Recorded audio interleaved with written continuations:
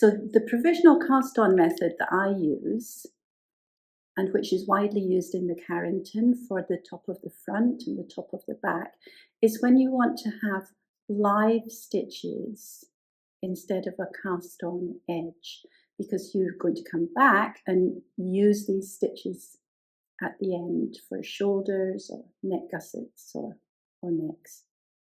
So I'm just going to show you how I do it. And also, if you're knitting the fish pattern, you're going to need it. So here's the tail of the fish. It was also the cast on. And then when I had done the provisional cast on, I went back and retrieved my stitches and put them safely on a thread. The next step will be to knit the tail out from those stitches. I'm going to cast on 20 stitches just for this sample. I'm using thumb. It's the one I was taught when I was very, very young, I think about 3 years old. So it is my go-to. It gives the same effect as a long tail cast on.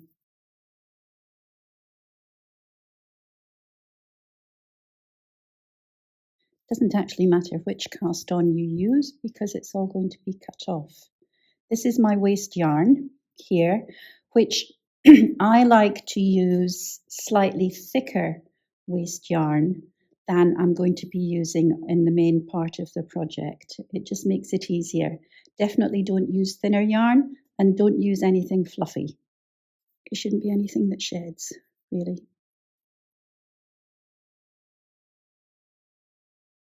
Just nice, plain wool. So I do a wrap stitch.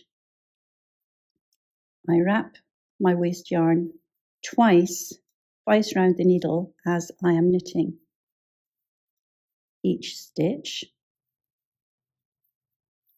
Being careful, obviously, not to drop any of my cast on stitches. And that's all I'm going to be doing with my waste yarn.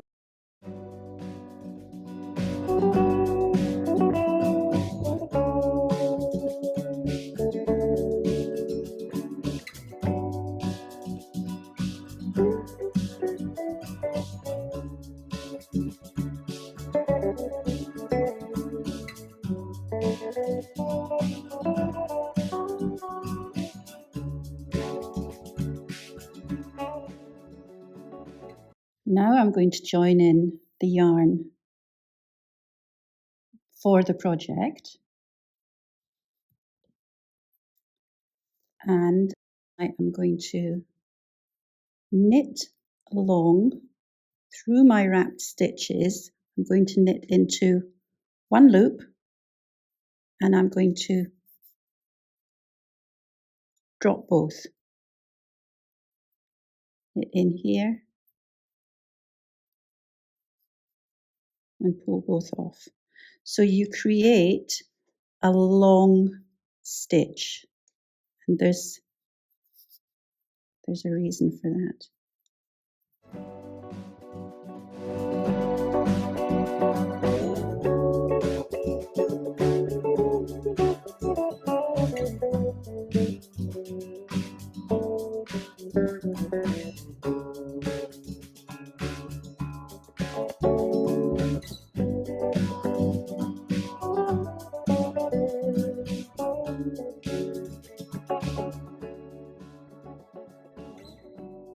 Next thing I'm going to do is go back to the beginning, and I'm going to just loop those two ends together, just for a bit of security. Just going to do a couple of rows of stocking stitch in the main yarn. By this time you might be starting your pattern.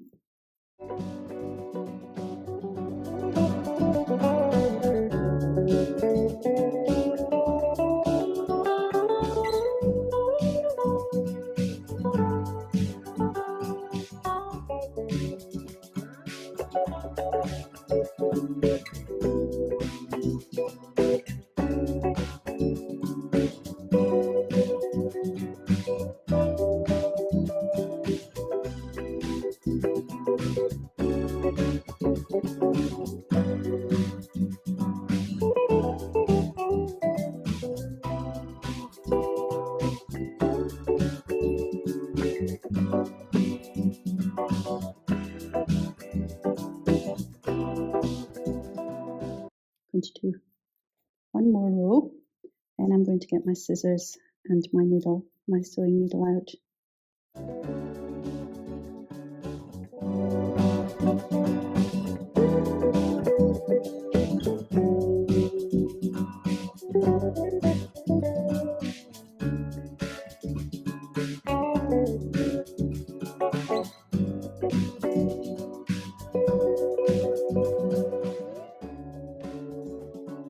I'm going to use an end of yarn and a nice blunt needle to put in what we call a lifeline. In other words, I'm going to keep those stitches from the original cast on, good contrast in colour between your waste yarn and the colour that you're using. So I'm going to go in there because these are the stitches I want. I don't want to keep the blue ones. I want to keep the sort of russety orangey stitches. And I'm just putting them on a thread all the way along.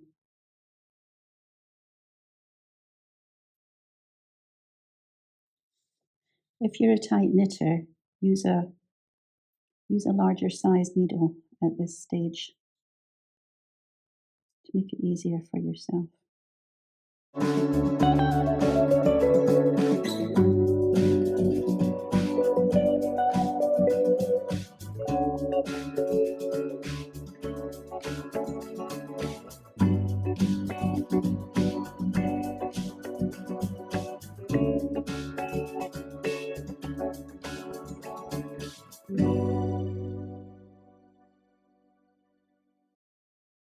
So those stitches are secure on that thread.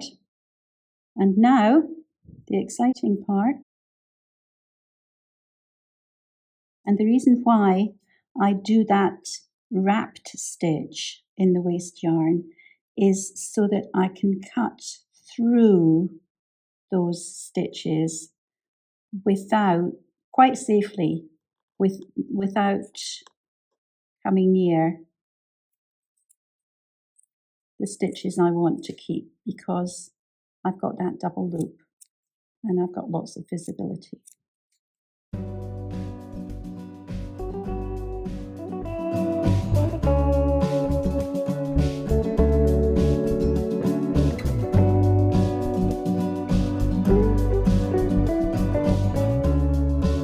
Last thing that I do now is, still with my needle, but no yarn in it this time, is that I just go along and tease all of these bits of the waste yarn, tease them away, just pull them through and discard them.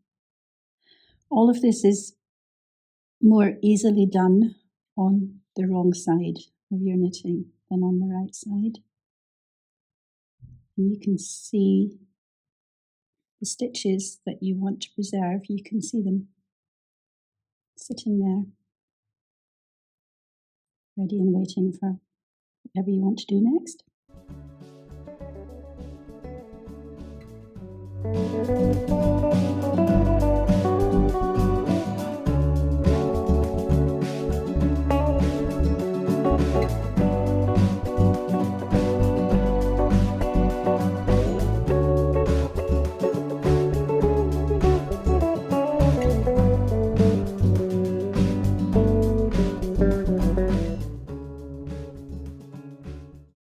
There are your live stitches, ready just to keep them safe until you come back to them.